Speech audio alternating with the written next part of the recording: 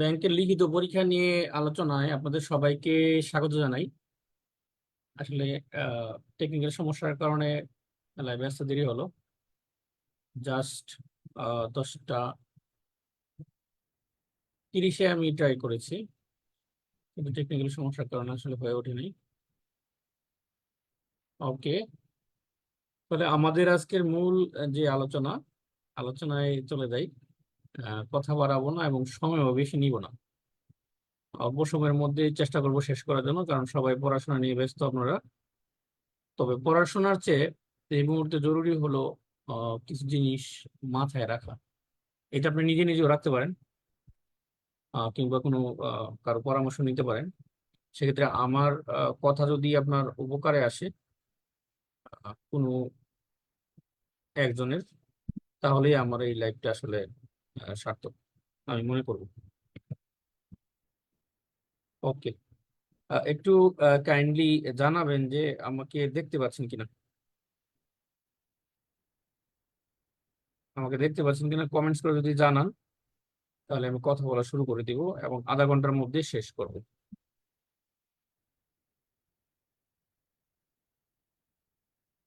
Comments করে আপনারা জানাবেন যে আমাকে শুনতে পাচ্ছেন, আমার কথাগুলো শুনতে পাচ্ছেন, তাহলে কথা বলা শুরু করব। ওকে, ফারজানা আক্তার জুই, ফোকাস নিয়ে কিছু বলবেন? হ্যাঁ, লিখিত পরীক্ষার সময়টা আসলেই যে জিনিসটা নিয়ে বেশি চিন্তা হয় সেটা হলো ফোকাস রেটিং। ওকে, কিন্তু আমি এবার বেশি চিন্তিত অন্য দুইটা টপিক নিয়ে। হ্যাঁ, আমি ওগুলো নিয়ে আলোচনা করব, প্লাস ফোকাস রেটিং নিয়ে আলোচনা করব। সময়টা কিভাবে ভাগ করব? মোহাম্মদ আব্দুর রহিম বাবুল বলছেন। আচ্ছা, আপনারা আহ যৌক্তিক প্রশ্ন করবেন, মানে মানে আজে বাজে প্রশ্ন করবেন না। যেহেতু আমার সময়টা একদমই কম, চাচ্ছি যে আমি কথা বলবো কম। আপনাদেরও পড়াশোনার দরকার আছে গাইডলাইনের পাশাপাশি। তো আমি যে সময় যে টপিক নিয়ে কথা বলবো ওই টপিকের উপর শুধু প্রশ্ন করবেন। তাহলে আমার সুবিধা হবে কি, যে আপনার প্রশ্নটা পড়ে ফেলবো আমি, সাথে সাথে উত্তর দিয়ে দিব। ওকে, তাহলে আমরা বলছিলাম যে নতুন সিলেবাস নিয়ে প্রথম আলোচনা করব, এবং নতুন মানে যে সিলেবাসটা আছে সিলেবাস অনুযায়ী আমরা পরীক্ষায় কিভাবে আহ, সময় বন্টন করব, কিংবা কিভাবে লিখবো, ওগুলো নিয়ে একটু চিন্তা ভাবনা করি, এবং ওগুলো নিয়ে একটু আলোচনা করি, আপনাদের সাথে শেয়ার করার চেষ্টা করি, যাতে আপনাদের উপকার হয়। এটাই হলো মূল উদ্দেশ্য আজকের লাইভের।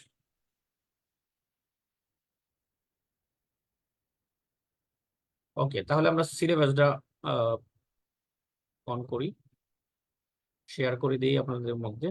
আপনারা মোটামুটি সবাই জানেন সিলেবাস সম্পর্কে, তারপরেও সিলেবাস সামনে রেখেই কথা বলতে হবে।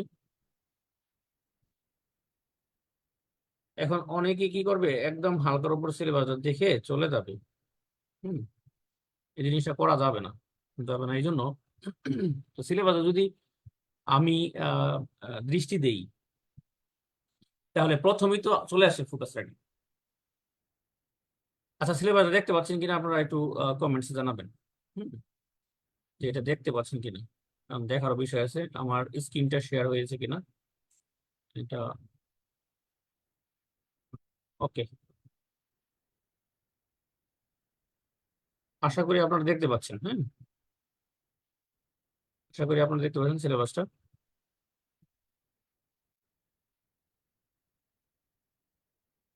এখন যদি আমি সিলেবাসের দিকে তাকাই, আমি বললাম যে প্রথমে চলে আসে কি, প্রথমে চলে আসে আমাদের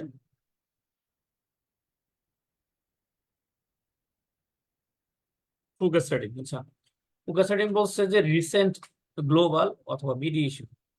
এই ক্ষেত্রে আসলে আহ বাংলাদেশের ইস্যুটাই বেশি গুরুত্বপূর্ণ।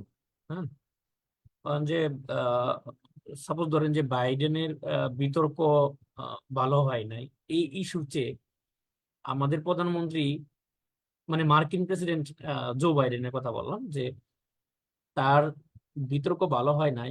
এটার চেয়ে গুরুত্বপূর্ণ হলো আমাদের প্রধানমন্ত্রী, মাননীয় প্রধানমন্ত্রী শেখ হাসিনা কিছুদিন পূর্বে ভারত সফরে গিয়েছিলেন এবং সেখানে কিছু সমঝোতা স্বাক্ষর হয়েছে। তো এই ইস্যুটা আসলে গুরুত্বপূর্ণ। আহ, বাংলাদেশ ভারতের সমঝোতা চুক্তি সংক্রান্ত বিষয়। এর মধ্যে বার্নিং যে ইস্যুটা, এটা আসলে হলো যে আপনার বাংলাদেশের যে ট্রানজিট, হ্যাঁ, রেল রেলপথে যে ট্রানজিটটা বাংলাদেশ দিতে যাচ্ছে, ওইটা হলো যে মূল ইস্যু। তো আপনার ওই মূল ইস্যুর পাশাপাশি আপনাকে কি জানতে হবে, ওই সাপ্লিমেন্টারি ইস্যু গুলো আপনাকে জানতে হবে। হুম। ওকে, আমি দেখতে পাচ্ছি যে আপনারা সবাই শুনতে পাচ্ছেন। সুতরাং বাংলা ইংলিশ, হ্যাঁ, উভয় ক্ষেত্রেই আহ, একই টপিক নিয়েই পড়তে হবে। একই টপিক বলতে একটা টপিকের কথা বলি না, আমি আমি বলছি যে বাংলা এবং ইংরেজি দুইটাকে একভাবে চিন্তা করার জন্য। আপনি বাংলায় একটা জিনিস পড়ছেন, আপনি ইংলিশ লিখতে পারবেন, কারণ পরীক্ষার হলে বসে যখন পাশের জনেরটা আহ, দেখে আমরা এক পেজ দেখে ফেলি বা দুই পেজে লিখে ফেলি। কারণ অনেক সময় আমরা বলি যে আমাকে একটু বল জিনিসটা কি, জিনিসটা কি। ফোকাস সেটিং বিষয়টা হলো আপনাকে জানতে হবে। এখন সেই জানাটা আপনি কোন বই থেকে জানলেন, সেটা আমার বই থেকে জানলেন নাকি অন্য কোনো রাইটার কিংবা পত্রিকা কিংবা ফেসবুক, যে কোনো কিছু হতে পারে। হুম।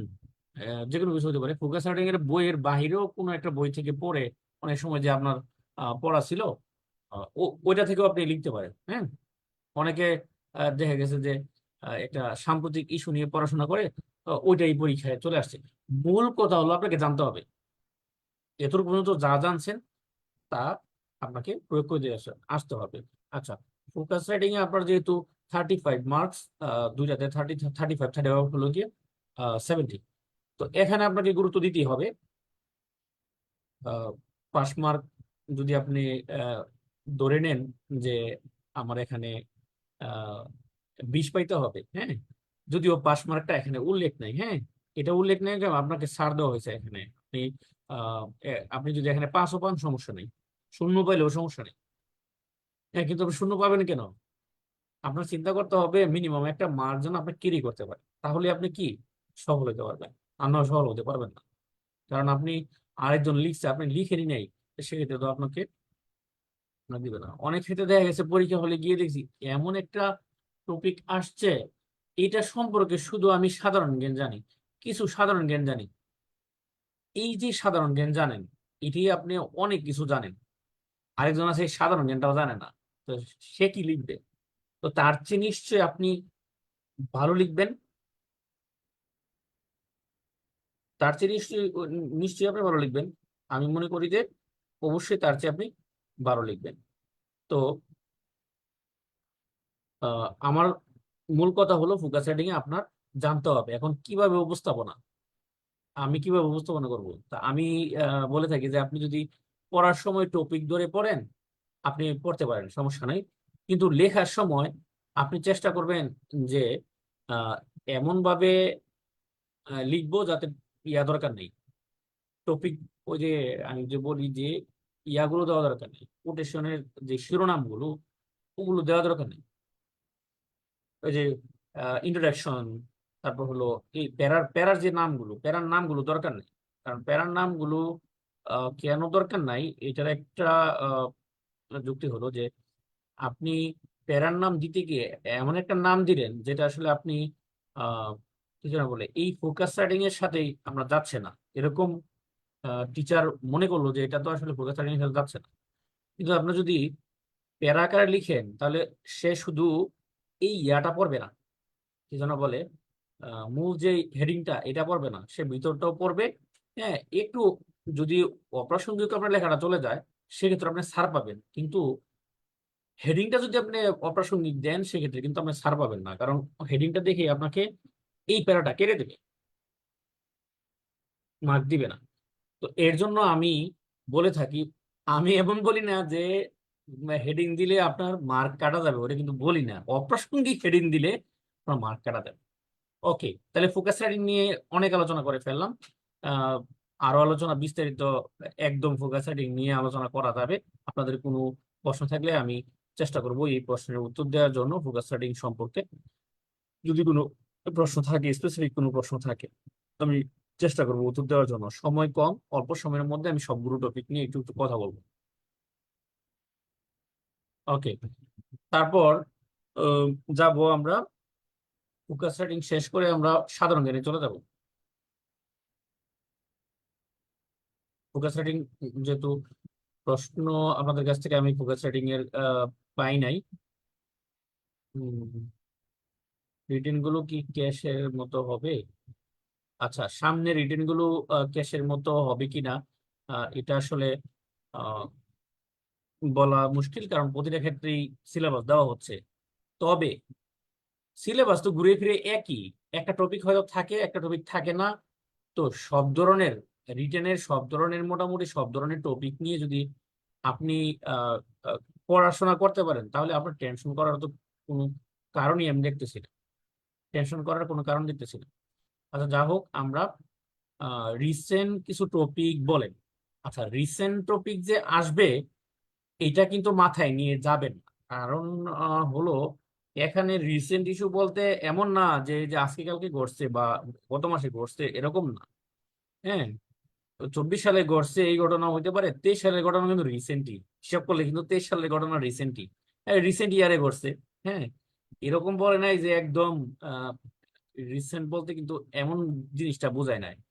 আবার আহ, এমন একটা জিনিস যেটা আসলে সবসময় আহ আছে, এরকম জিনিসও হতে পারে।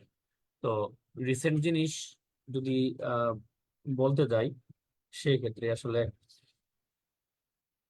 আমাদের এখানে আমি এই 6টা টপিককে আসলে রিসেন্ট বলছিলাম। 6টা টপিক আসলে আলোচিত বলছিলাম, যে আসলে দূষণ, দূষণ নিয়ে, এটা প্লাস্টিক দূষণ হতে পারে। এখন প্লাস্টিক দূষণ পড়ছেন, আপনার যদি অন্য কোনো দূষণ থাকে, হ্যাঁ, ওইটাও জীবন এবং পরিবেশের রক্ষার্থে এইগুলো কেন আমাদের দরকার। হ্যাঁ, এটা একটা স্মার্ট বাংলাদেশ সম্পর্কে তো একটা বার্নিং ইস্যু হলো স্মার্ট বাংলাদেশ। হ্যাঁ, স্মার্ট বাংলাদেশটা আপনাকে জানতে হবে। এখন এটার সাথে কি আসবে সেটা আসলে বলা যায় না, এটার সাথে অনেক কিছু যুক্ত করে, স্মার্ট বাংলাদেশের সাথে অনেক কিছু যুক্ত করে আসতে পারে। তারপরে বাজেট যেহেতু মাত্র ঘোষিত হলো, বাজারের সাথে যুক্ত করে যে কোনো কিছু আসতে পারে, রিসেন্ট ইস্যু যদি একদম রিসেন্ট বলেন। তারপরে ওই যে এটা নিয়ে আমি প্রথমে আলোচনা করছি, রেল ট্রানজিট। তারপরে দুর্নীতি, দুর্নীতির ইস্যুটা সম্পর্কে একদমই বেশি আলোচনা হচ্ছে। কারণ এটা আহ, এক টপিক থেকে আরেক টপিকে যাচ্ছে, একজনের কাছ থেকে আরেকজনে যাচ্ছে। হ্যাঁ, সম্পূর্ণ আহ, কি যেন বলে, বাজার পরিস্থিতি এবং ছাগল কাণ্ড, সবকিছু আসলে দুর্নীতির সাথে জড়িত। আপনি যদি চিন্তা করেন, এই যে সব কিছুই দুর্নীতির সাথে জড়িত।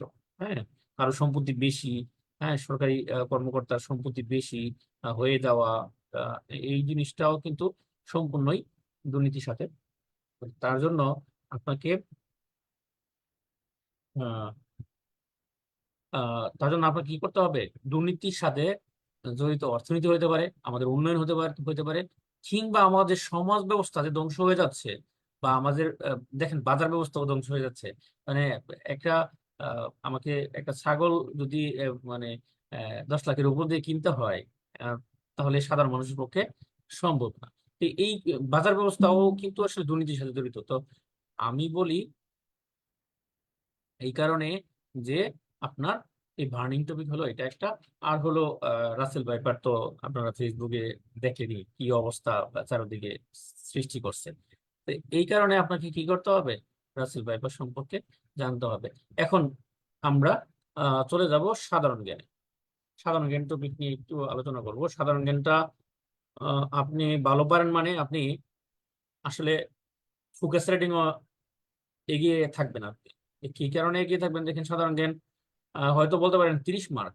হুম, 30 মার্কের সাধারণ জ্ঞান। তো 30 মার্কের সাধারণ জ্ঞান এখানে বলে দেওয়া আছে যে 15টা, হ্যাঁ, 30 মার্কের আসবে, মানে প্রতিটা 2 মার্ক করে আসবে। তো এই ক্ষেত্রে যতটুকু সম্ভব আপনি একটু মানে টু দা পয়েন্ট অ্যান্সার দিবেন, মানে টু দা পয়েন্ট বলতে একদম বাকি রেখে অ্যান্সার যেন না হয়।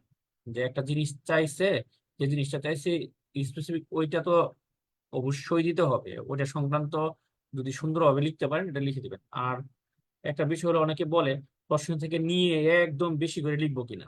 আসলে একদম বেশি করে লিখা বিষয়টা এখানে জড়িত না। হ্যাঁ, আপনিও চিন্তা করেন যে আপনার আহ, একদম বেশি করে লিখলেন, আপনি 30-এ 30-ই পাইলেন, ঠিক আছে।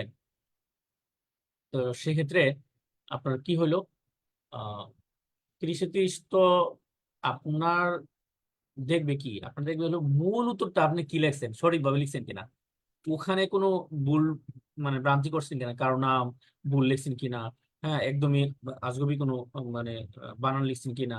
হ্যাঁ, মূল উত্তরটাকে কিন্তু আপনার ফোকাস করতে হবে। হ্যাঁ, মূল যে উত্তরটা, আর এখানে বলা হয়েছে বাংলায় আসবে, তো সাধারণ জ্ঞান বাংলা ইংলিশ কোনো বিষয় না। পারলে বাংলা ইংলিশ দুইভাবে লেখা যায়, না পারলে আপনি কি যেন বলে কোনো ভাষায় লিখতে পারবেন না, বাংলায় বলেন আর যেভাবে বলেন পারবেন না, আপনার জানা থাকলে বাংলা ইংলিশ দুইভাবে লিখতে পারবেন। ঠিক আছে, সাধারণ জ্ঞান সম্পর্কে কোনো প্রশ্ন থাকলে আপনারা করতে পারেন, যেহেতু যে টপিক নিয়ে আহ ও, আচ্ছা, ওকে।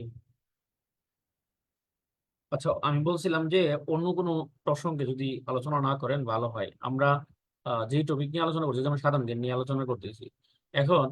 আহ সাধারণ জ্ঞান তো অসাধারণ বিষয়। অসাধারণ বিষয় আমি আজকে বললাম যে সাধারণ জ্ঞানটা আপনার ভালো হতে হবে, আপনি কিন্তু পারবেন না। হ্যাঁ, যতটুকু পারেন অতটুকুই আলহামদুলিল্লাহ বলে সামনের দিকে আগান। হ্যাঁ, হয়ে যাবে ইনশাল্লাহ ভবিষ্যতে।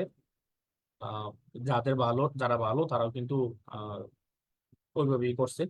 আর এখন মূলত আমরা চেষ্টা করব যে টেকনিক নিয়ে আলোচনা করার জন্য। এখন সাধারণ জ্ঞানের ক্ষেত্রে আপনি চেষ্টা করবেন যে সময় নষ্ট না করার জন্য। আপনি একটা সাধারণ জ্ঞান পারেন না, এটার জন্য এদিকে তাকালেন ওদিকে তাকালেন সময় নষ্ট করলেন, এটা করবেন না। পরীক্ষার হলে এই জিনিসটা করবেন না। হ্যাঁ, এদিকে তাকাবেন ওদিকে তাকাবেন, কেউ যে সঠিকটা লিখতেছে আপনি কি জানেন যে আপনার পাশের জন সঠিকটা লিখতেছে, কিংবা আপনার পাশের জন থেকে যে আপনি দেখতে পারবেন এটা তো গ্যারান্টি আপনার নাই। হ্যাঁ, তার জন্য এখানে সময়টা নষ্ট করবেন না। আপনি পারেন যেগুলো এগুলো উত্তর দেন, আর বাকিগুলো জায়গা রেখে দেন। হ্যাঁ, জায়গা রেখে দেন, যে উত্তর যেগুলো পারেন ওগুলো লিখে দেন। আপনার দেখে যাচ্ছে 15টা থেকে আপনি 10টা পারছেন, 10টা লিখে ফেলেন, 10টা লিখে 5টার জায়গা রেখে দেন না। অন্য একটা সময় যদি আপনার ব্রেনে আসে, হ্যাঁ, তাহলে আপনি লিখবেন, সমস্যা কি। হ্যাঁ, তো এই টেকনিকটা ফলো করতে হবে। আর যদি আপনি একটা সাধারণ জ্ঞান লিখতে গিয়া সময় নষ্ট করে থাকেন, এই সময়টা কিন্তু আপনি পাবেন না। হ্যাঁ, আর বিস্তারিত লিখতে বলি না কি জন্য, কারণ আপনি এই বিস্তারিত যে লিখছেন, হুম, আপনাকে যে মার্ক দেওয়া হবে আরেকজন একজন মানে কম বিস্তারিত লেখেন তাকে সেম মার্কই দেওয়া হবে। এখানে তো আপনি যদি বিশদ লেখেন তাহলে আপনাকে 3 দেওয়া হবে না, 2 থেকে 3 দেওয়া হবে না। হ্যাঁ, আর আপনি যদি ফোকাস রাইটিং এ একটু সময় দিতে পারেন তাহলে ভালো। হুম, আর আমরা যাব এখন কম্প্রিহেনশনের দিকে। কম্প্রিহেনশন পড়াশোনা আসলে আমি দেখি নাই স্টুডেন্টরা করে, করে না। স্টুডেন্টরা কম্প্রিহেনশন করে না, অনুশীলনই করে না। মানে ওই বিগত তো কমন পড়ে না, কেন অনুশীলন করব। তো বিগত অনুশীলন আহ, করা উচিত। শুধু বিগত ব্যাংকের না, বিসিএস এরও করা উচিত। কারণ আপনার কম্প্রিহেনশনের আসলে মূল বক্তব্য হলো আপনার নলেজ, নলেজ গ্যাদার করা। তো নলেজটা হলো আপনার বাড়বে কি করে, আপনি যদি পড়াশোনা করেন। রিডিং কম্প্রিহেনশন বলা হয়। হ্যাঁ, মানে রিড করতে হবে। তো পরীক্ষার হলে আহ, যেভাবে আপনি টেকনিকটা ফলো করতে পারেন সেটা হলো যে আপনি প্রথমে প্রশ্নগুলো পড়ে নিতে পারেন। প্রশ্নগুলো পড়ে নিলে হবে কি, আহ, প্রশ্নগুলো তো 5টা থাকে, তো এই 5টা প্রশ্ন একবার পড়ে ফেলবেন, পড়ে কম্প্রিহেনশনে যাবেন। কম্প্রিহেনশনে গিয়ে আপনি কম্প্রিহেনশনের রিডিং পড়েন, আপনার প্রশ্নটা তো মাথার মধ্যে সেট হয়ে গেছে। কি সার্চ করতেছেন আপনি, মানে, আহ, কোন জিনিসটা আপনি সার্চ করতেছেন এই পেসেজে, এই জিনিসটা তো আপনার মাথায় ঢুকে গেছে প্রথমে যখন আপনি দেখলেন যে আপনার কি কি দরকার, এই জিনিসটা জানা দরকার, কারণ উত্তর আপনাকে কি লিখতে হবে, এই জিনিসটার উত্তর আপনাকে লিখতে হবে। আপনি চিন্তা করতেছেন যে এই জিনিসটার উত্তর খুঁজে বের করতে হবে, তো আপনার ব্রেনে ঢুকে যাবে। তার জন্য প্রথমে 5টা প্রশ্ন পড়ে নিবেন, পড়ে নিয়ে কম্পিটিশনটা একবার পড়েন, পড়ে এরপরে আবার প্রশ্নের মধ্যে আপনি আসেন। আর যদি আপনার মনে হয় যে আসলে আরো প্রশ্ন পারতেছেন না, তো সেক্ষেত্রে আবার কম্প্রিহেনশনে ফিরে যান। কম্প্রিহেনশন হলো পরে উত্থিত হবে, তবে কিছু টেকনিক ফলো করতে হবে অবশ্যই। সেটা হলো যে আপনার কম্প্রিহেনশন থেকে যেন আপনি হুবহু কোনো উত্তর না নেন। হুবহু উত্তর আছে এটাকে আপনি ঘুরিয়ে পেঁচিয়ে লেখেন না, অন্য কোনো ভাষায় লেখেন। হ্যাঁ, ওই উত্তরটাকে আপনি অন্য কোনো কারণ একটা সেন্টেন্সকে অনেক সিনোনিম অ্যান্টোনিম ব্যবহার করে লেখা যায়। হ্যাঁ, ওইভাবে আপনি লিখেন। হ্যাঁ, কম্প্রিহেনশন থেকে সরাসরি একটা সেন্টেন্স কখনোই নিবেন না, সেক্ষেত্রে আপনার আপনি মার্ক পাবেন না। ওকে, তাহলে আমরা এখন কম্পিটিশন নিয়ে আলোচনা করলাম। আমি বলছি যে খুবই সংক্ষিপ্ত সময়ে আমি আলোচনাগুলো করব। আপনাদের কোনো প্রশ্ন থাকলে আপনারা ওই টপিকে সময় করতে পারবেন, এবং আমি চেষ্টা করব উত্তর দেওয়ার জন্য। সবার উত্তর যদিও দেওয়া সম্ভব না এই অল্প সময়ের মধ্যে, অল্প সময়ে আহ আমরা যতটুকু পারি ক্লিয়ার করব। ওকে, কম্প্রিহেনশনের কি কোনো বই আছে? হ্যাঁ আছে, কম্প্রিহেনশনের বই আছে। আপনি আহ নীলক্ষেতে সার্চ করতে পারেন, কম্প্রিহেনশনের বই আছে। আহ, আপনি ভাবতে ব্যাংকের কম্প্রিহেনশনের বই নাই, হ্যাঁ, ব্যাংকের নামে নাই, কিন্তু কম্প্রিহেনশনের বই আছে। এবং কম্প্রিহেনশনটা আসলে আহ, বিভিন্ন পড়লে বেশি জ্ঞান অর্জন হয়। এই যে জার্নাল গুলো আছে না, বিভিন্ন কিছু নিয়ে আর্টিকেল প্রকাশিত হয়, ইংলিশে আর্টিকেল প্রকাশিত হয় পেপার গুলোতে, ওগুলো থেকে আপনি উপকৃত হবেন বেশি। কারণ ওগুলো একবার যদি আর্টিকেল আপনার পড়া হয়, তো ওখান থেকে আপনি ফোকাস সেটিং উপকার হচ্ছে, ট্রান্সলেশন উপকার হচ্ছে, এবং কম্প্রিহেনশন উপকার হবে। হ্যাঁ, এর জন্য ওগুলো সম্পর্কে, টপিক গুলো সম্পর্কে, বিভিন্ন টপিক গুলো সম্পর্কে জানতে হয়। ওকে, কোনো কথা রিপিট করা যাবে না। আমি ভিডিওটা ইয়াতে আপলোড করে দিব, ইউটিউবে আপলোড করে দিব, ওখান থেকে দেখে নিতে পারবেন। হ্যাঁ, কোনো কথা আমরা রিপিট করব না। আহ, হ্যাঁ, একজন বলছেন জাস্ট উত্তর দিলে হবে না। হ্যাঁ, হবে, জাস্ট উত্তর দিলেই হবে। ও সাধারণ জ্ঞানের ক্ষেত্রে নিশ্চয়ই আপনি জিজ্ঞাসা করছেন। ওকে, তাহলে আমরা যাব এখন ম্যাথমেটিক্স। ও, কম্পিটিশনে একটা কথা বলা হয় নাই, দেখেন পাস মার্কটা বলা আছে, 8 বলা আছে পার মার্ক। আপনি এইট আপনাকে অর্জন করতে হবে, আপনি কম্পিটিশন একদম বাদ দিতে পারবেন না। আমি বলছি যে আপনি ফোকাস সেটিং এ শূন্য পাইলেন, এখানে শূন্য পাইলেন, এখানে শূন্য পাইলেন, কোনো ম্যাটার করে না, আপনার খাতা দেখবে। কিন্তু যদি আপনি কম্প্রিহেনশনে 8-এর কম পান, আপনাকে কম্প্রিহেনশন এখানে টেকনিকটাই ফলো করা হয়েছে এটা। হ্যাঁ, এই যে এখানে যদি আপনি এটা না পান, এখানে যদি এটা না পান, এখানে যদি এটা না পান, আগে এই পার্ট গুলো দেখবে। যারা এই পার্ট গুলোতে পাশ করবেন তাদের খাতা দেখা হবে, আর যারা পাশ করবেন না তাদের খাতা, আমার যতটুকু অভিজ্ঞতা, দেখা হবে না, ওগুলো ফেলে দেওয়া হবে।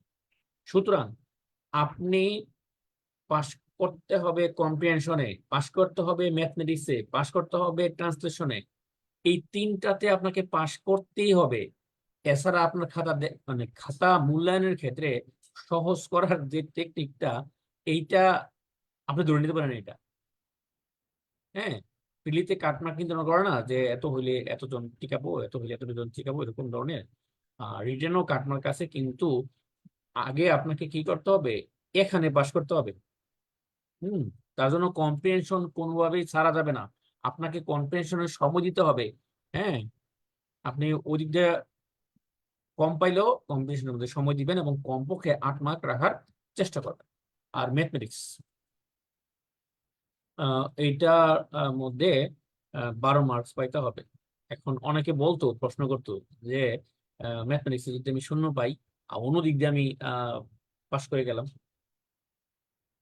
এখন আর সম্ভব না, যেহেতু এখানে 5 মার্কস উল্লেখ করে দিয়েছে, 5 মার্ক যে 12 পাইতে হবে। হ্যাঁ, আপনাকে 12ই পাইতে হবে। মানে 12 একটা মিনিমাম রেঞ্জ বলছে আর কি। এই রেঞ্জের উপরে হলে আপনি আছেন, এই রেঞ্জের নিচে হলে আপনি নাই। এটা আপনি মাথায় রাখবেন, কারণ পাস মার্ক নির্ধারণ করার মানে কি, যে আপনাকে 33 পাইতে হবে, 33 পাওয়ার পর সেন আপনি লিস্টে উঠলেন, পাশের লিস্টে উঠলেন। ওকে, এখন ম্যাথমেটিক্স কি করব, ম্যাথমেটিক্স এর ক্ষেত্রে একটা টেকনিক ফলো করতে পারেন, সেটা হলো ছোট্ট করে আহ প্রথমে একটু ছোট করে ড্রাফট করে নিতে হবে, ছোট করে, বিস্তারিত না, একদম ছোট করে ড্রাফট করে নিতে পারেন যে কিভাবে আপনি ম্যাথটা করবেন এবং ম্যাথটা কিভাবে কিভাবে মিলতে পারে। সম্ভাব্য একটা ধারণা আপনি নিয়ে নিবেন, ধারণা নিয়ে আপনি ম্যাথটা ফ্রেশ করে করে ফেলবেন। হ্যাঁ, এটা হবে বুদ্ধিমানের কাজ। আর অনেকে আছে ব্রেনেই করে ফেলতে পারে, ম্যাথের দিক তাকায় এটা এটা এটা এটা এটা এই ব্রেনে করে ফেলতে পারে। তো ব্রেনে যারা করে ফেলতে পারে তারা তো খুবই মেধাবী, তাদেরকে আমি পরামর্শ দিতে চাই না, আমি সরি, যে তাদেরকে পরামর্শ দিতে হবে না। আর যারা একটু দুর্বল তারা চেষ্টা করবেন একটু ইয়া করার জন্য, ড্রাফট করার জন্য, মানে রাফে করে নেবেন। কিন্তু রাফে করে নিয়ে গিয়ে যদি আপনি সময় নষ্ট করে ফেলেন তাহলে কিন্তু হবে না। হ্যাঁ, তবে এখানে মিনিমাম মার্কটা আপনি 12 তোলার চেষ্টা করবেন, মিনিমাম মার্কটা যেন আপনার 12 হয়। 12 হওয়ার পর আপনি এটা লিড করতে পারেন, এর আগে আপনি আহ, আহ, এটা লিড করবেন, ম্যাথমেটিক্স আপনি লিড করবেন। ওকে, তারপর ট্রান্সলেশন। ট্রান্সলেশনে তো বলেই দিছে যে ইংলিশ টু বাংলা হবে, এখানে তো একদমই উল্লেখ করা দেওয়া, তার মানে আপনি মানসিকভাবে প্রস্তুত। ট্রান্সলেশন আপনার আপনি মানসিকভাবে প্রস্তুত আছেন যে ইংলিশ আসবে, আপনি বাংলা করতে হবে। এখন ইংলিশ আসছে, বাংলা করতে হবে, এখন কাছাকাছি বাংলা করতে পারলেই হবে। হ্যাঁ, আশা করি 20 মার্ক যে দিছে এটার মধ্যে আপনি 8 পেয়ে যাবেন, একদম কাছাকাছি যদি করতে পারেন। হ্যাঁ, আহ, একটু মনোযোগ দিবেন এটার মধ্যে, কারণ আপনাকে 8 পেতে হবে। হ্যাঁ, 8 পাওয়ার পর আপনি চিন্তা করবেন অন্য চিন্তা। এখন ট্রান্সলেশনে ইংলিশ কিছু ওয়ার্ড দেখা গেছে আপনার পারেন না। হ্যাঁ, হতেই পারে যে এই ওয়ার্ডটার অর্থ হতে পারতেছি না, তাহলে এই ওয়ার্ডের অর্থ সেন্টেন্সটা পড়ে যেদিকে মুভমেন্টটা করে সেন্টেন্সটা পড়ে আপনি চেষ্টা করবেন ওইটা আলোচনা করার জন্য। ওকে, এখন আর্গুমেন্ট রাইটিং, যেটা আর্গুমেন্টিভ রাইটিং, এটা নিয়ে অনেকেই ভয় আছে। ফোকাস রাইটিং নিয়ে তো একটু ভয় কম, কারণ ফোকাস রাইটিং আর রচনা মোটামুটি কাছাকাছি জিনিস নিয়ে। কিন্তু এটা নিয়ে অনেকেই বিপদে আছে। এটা নিয়েও বিপদে থাকার কথা না, কারণ একটা ইস্যু, এটাও রিসেন্ট ইস্যুর উপরই হয় সাধারণত, বার্নিং ইস্যুর উপরই হয়। হ্যাঁ, তো আপনাকে মতামত দিতে হবে পক্ষে বিপক্ষে, এবং আমার যে বইতে আছে, বইতে আমি সব সময় 3টা পদ্ধতির কথা বলছি। আপনি এটার সাথে একমত পোষণ করতে পারেন, একমত পোষণ করলেও আপনাকে আহ দেখাইতে হবে যে এটার পক্ষে বিপক্ষে মানুষ আছে, আমি পক্ষে গেলাম। আর যদি দ্বিমত পোষণ করেন তখনও আপনাকে বলতে হবে পক্ষে বিপক্ষে মানুষ আছে, আমি আহ বিপক্ষে গেলাম।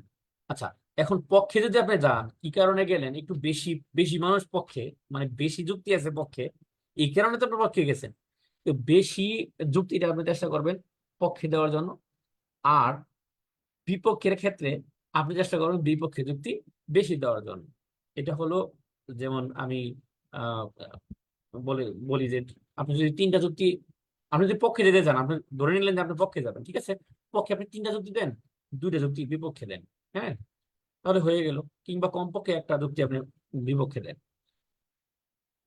তো আবার যদি বিপক্ষে যান, জাস্ট বিপরীতভাবে লিখবেন। এরপরে নিউট্রাল থাকারও আপনার সুযোগ আছে, আপনি নিউট্রাল থাকতে পারবেন যে আমি আহ দুটাই আসলে মত, এমনও কিছু জিনিস আছে আসলে দুইটাই নেওয়া যায়, এ, দুইটাই মনে করি। হ্যাঁ, দুই পক্ষের মানুষের সাথে আমি আস, নিউট্রাল থাকে না অনেকে, মানে সমাজের মধ্যে নিউট্রাল থাকে না, আমি ভাই তোর পক্ষে আছি তোর পক্ষে আছি, ঠিক আছে, এই যুক্তির পক্ষে আছে এই যুক্তির পক্ষে আছে। তো সেক্ষেত্রে নিউট্রাল মানে নিরপেক্ষ থাকার সুযোগ আপনার আছে। হ্যাঁ, আপনি থাকতে পারবেন। সেক্ষেত্রে আপনি কি সমান যুক্তি দুই পাশে দাঁড় করে আপনি বলবেন যে দুই পক্ষেই আমি আছি, দুইটা পক্ষে আমার কাছে মনে হয়েছে যে দুইটাই যুক্তি, দুই দিকে যাওয়া যায়। ঠিক আছে। হুম, তো এখন আহ এখানে টপিক বললে আমি বলতে পারি যে ধরেন যে করাপশন নিয়ে আসলো, যে করাপশন বন্ধ করার জন্য, করাপশন বন্ধ করার জন্য আহ, ধরেন না যে ইনভেস্টিগেশন জরুরি। হ্যাঁ, বা only investigation can remove corruption. Corruption তো রিমুভ করা যাবে না, can reduce corruption, only investigation. আসলে আহ, এই যে টপিকটা, এই ছোট্ট একটা টপিক দিয়ে আপনাকে আর্গুমেন্ট রাইটিং দিতে পারে। তো আপনি ফোকাস রাইটিং যে পড়ছেন ওই টপিক থেকে আপনার এখানে কমন পড়ে যেতে পারে। হ্যাঁ, আর কমন না পড়লেও অন্তপক্ষে আপনি তো পক্ষে বিপক্ষে যাওয়ার মতো একটা আহ, পরিস্থিতি বা ওই জিনিসটা বুঝে পক্ষে যাওয়া উচিত হবে না বিপক্ষে যাওয়া উচিত হবে, হ্যাঁ ওই জিনিসটা একটু সেন্সিটিভ, তো বুঝে নিবেন। কারণ আপনি এমন একটা যুক্তিকে পক্ষে গেলেন যেই জিনিসটা আসলে পক্ষে দেওয়া উচিত না। হ্যাঁ, আপনি যদি বলেন যে দুর্নীতি সমাজে চলা উচিত, তাহলে কি হইলো? হইলো না। তো সেই কারণে আপনাকে কি করতে হবে? দুর্নীতির বিপক্ষেই থাকতে হবে আপনার সবসময়। হ্যাঁ, তো আর্গুমেন্ট অনেক ইজি, নির্দিষ্ট ফরম্যাট লিখলেই হবে। আহ বাস্তববাদী একজন। ওকে, ধন্যবাদ আপনাকে আপনার মতামত শেয়ার করার জন্য। 200-র মধ্যে কত পেলে ভাইবার ডাক পাওয়া যায়? এখন 200-র মধ্যে কত পেলে ভাইবার ডাক পাবেন? আমি তো আহ, প্রথমে মনে করি যে আপনাকে পাস করতে হবে এই যে টপিকগুলোর মধ্যে। এখন যেহেতু আপনাকে পাস মার্ক নির্ধারণ করে দিয়েছে, লিখে দিয়েছে নাম পাস মার্ক। পাস মার্ক হওয়ার পরে তারপর দেখবে কতটা খাতা কি করছে, এত মার্ক পাইছে, একটা মিনিমাম একটা মার্ক। এই মার্কটা এখন কিভাবে বলবে? কেউ বলতে পারবে? যারা পরীক্ষা নিবে তারা বলতে পারবে যে কতজন এরকম পাইতে পারে? কারণ প্রশ্নের উপর নির্ভর করবে, প্রশ্নটা দেওয়ার পরে এই প্রশ্নের উপর পরীক্ষার্থীদের পরীক্ষা দেওয়ার উপর নির্ভর করবে। তারপর সিদ্ধান্ত আসবে যে আসলে কত মার্ক হলে কতজনকে টিকায়। এখন বলতে পারেন যে কতজনকে টিকাইতে পারে এরকম ধরনের একটা সাধারণত আহ দেখা গেছে যে 3 থেকে 5 জন মতো টিকায় একটা মানে পোস্টের এগেনস্টে। তো ওইটা চিন্তা করে আপনি ভাবেন যে আপনারা কত পাইলে টিকবেন ওই জিনিসটা পরে। ওকে, আশা করি যে এই টপিক গুলো নিয়ে আলোচনা আমাদের কিছুটা হলেও উপকার হবে। আর পরীক্ষার হলে অবশ্যই পরীক্ষার আহ, প্রশ্নপত্র দেখবেন, দেখে তারপর সিদ্ধান্ত নেবেন। তো আপনারা ভালো থাকবেন। আমি বলছি যে বেশি সময় নষ্ট করব না, আহ, অল্প সময়ের মধ্যে শেষ করব। আশা করি যে আপনাদের কিছুটা হলেও উপকার আসবে। আচ্ছা, ম্যাথ নিয়ে যেহেতু একজন প্রশ্ন করছেন আমি উত্তরটা দিয়েই নিই। ম্যাথ কি বাংলায় করতে হবে? বাংলায় যখন প্রশ্ন হবে আপনি বাংলায় মানে করতে হবে। তবে হ্যাঁ, সাইন গুলো আপনি ইংলিশও লিখতে পারবেন। সাইন বলতে আপনি ধরতে পারবেন দড়ি এক্স, দড়ি ওয়াই, এটা কোনো বিষয় না। হ্যাঁ, এটা কোনো বিষয় না। আপনি যে কোনো মানে কিছু দড়ি আপনি করতে পারেন। আমি দেখলাম গ্রুপে একটা পোস্ট, এর জন্য ওখান থেকে আমি কথাটা বললাম। এখানেও কমেন্টে একজন বলছেন যে আমি বাংলায় প্রশ্ন আসলে আমি কি ইংলিশ লিখতে পারবো? অবশ্যই আমি ইংলিশ সিমটম ব্যবহার করতে পারবো, কিন্তু ইংলিশ লিখতে পারবো না। আমি অবশ্যই কি করতে হবে? বাংলায় প্রশ্ন করলে বাংলায় উত্তর করতে হবে খাতায়, এটাই স্বাভাবিক। হ্যাঁ, এবং ভাইবা বোর্ডেও যদি আপনি বাংলায় প্রশ্ন করে আপনি যদি ইংলিশে উত্তর দেন, সেক্ষেত্রে আপনাকে মনে করবে আপনি ওভার স্মার্ট। সুতরাং ওভার স্মার্টনেস কখনোই ভালো না। হ্যাঁ, আর পরীক্ষার খাতার মধ্যে তো এখানে সিলেবাসে বলে দিয়েছে language of question will be in Bangla. সুতরাং আপনার কোশ্চেন অফ দ্য মানে answer of the question will be in Bangla. আর সিমটম গুলো আপনার ইংলিশে ব্যবহার করতে পারবেন। ঠিক আছে, সাধারণ জ্ঞানের ক্ষেত্রেও সিমটম কিছু ইংলিশে ব্যবহার করা যায়। হ্যাঁ, ইংলিশে ব্যবহার করা যায়, সিমটম কিছু ইংলিশে ব্যবহার করা যায়। হ্যাঁ, কিছু কিছু সংক্ষিপ্ত ইয়ে আছে যেগুলো আমরা করতে পারি। ওকে, ঠিক আছে, ভালো থাকবেন। আপনাদের সবার জন্য দোয়া রইলো, আমার জন্য দোয়া করবেন যাতে আমার পেজটা বর্তমানে যেরকম আছে এরকম চলে, এবং আপনাদের মাঝে আবারও ফিরে আসবো অন্য কোনো লাইভে। সবাই ভালো থাকবেন, সুস্থ থাকবেন, সেই কামনা করে আজকের মতো আমি এখানেই বিদায় নিচ্ছি। আপনাদের ভালো রিটেন পরীক্ষা হবে সেই, এবং এই পরীক্ষা দিয়ে আপনাদের জব হবে। জব হইলেই হওয়াই হলো চূড়ান্ত সফলতা। তো আপনাদের চূড়ান্ত সফলতা কামনা করে আজকের মধ্যে এখানেই বিদায় নিচ্ছি। সবাই ভালো থাকবেন। আসসালামু আলাইকুম।